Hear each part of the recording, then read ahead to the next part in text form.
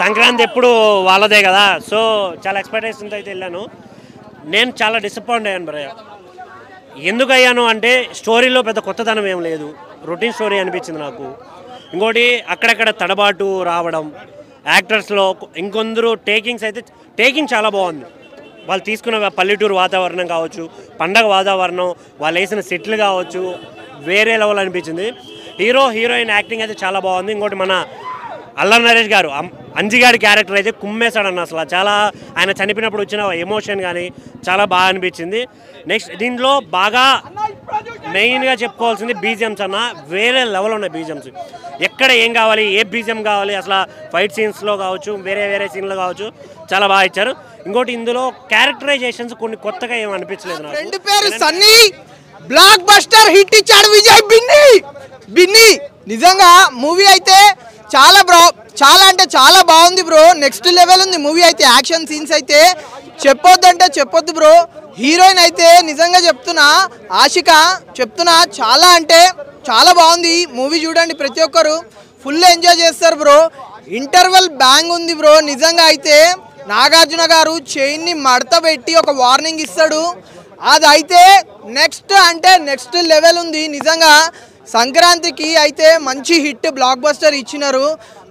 Looks గురించి చెప్తే కనుక బ్రో, నిజంగా చెప్తున్నాను, కోటిలో దొరుకుతాయి బుక్స్, కొత్తగా ఉన్నాయి నాగార్జున లుక్స్ అంత బాగున్నాయి. లుక్స్ అయితే హీరోయిన్స్ 2-3 ఉన్నారు.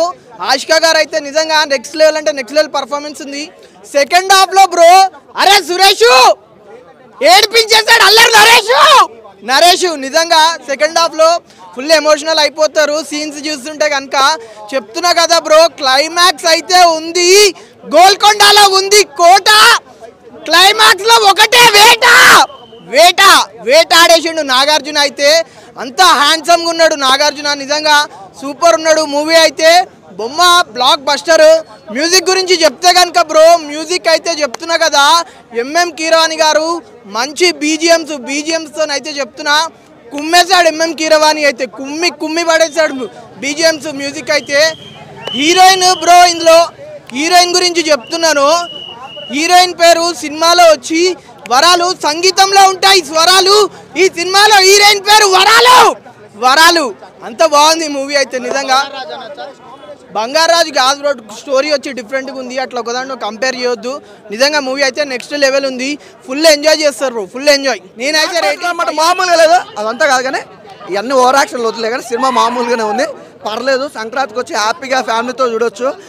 బంపర్ హిట్ అని మాత్రం అయితే ఏం లేదండి. ఒక ఫ్యామిలీ ఎంటర్టైన్మెంట్ సినిమా. ఒకటే మాట చెప్తున్నా, ఇన్ని క్యారెక్టర్ వైజ్గా చూసినాం కానీ నిజంగా నాగార్జున గారితో అయితే ఒక డిఫరెంట్ క్యారెక్టర్, డిఫరెంట్ లుక్, ఒక అమేజింగ్గా కనిపించింది. చూస్తుంటే కూడా చాలా బాగుంది. ఆ ఫైట్స్ కానీ, ఆ నరకుడు కానీ, విధానం కానీ, ఎవ్రీథింగ్ గుడ్. అలాగే హీరో మధ్యలో ఉన్న కెమిస్ట్రీ కానీ, అసలు ఆ లవ్ ఎఫెక్ట్ అయితే నిజంగా హార్ట్ఫుల్గా ఉంటుంది.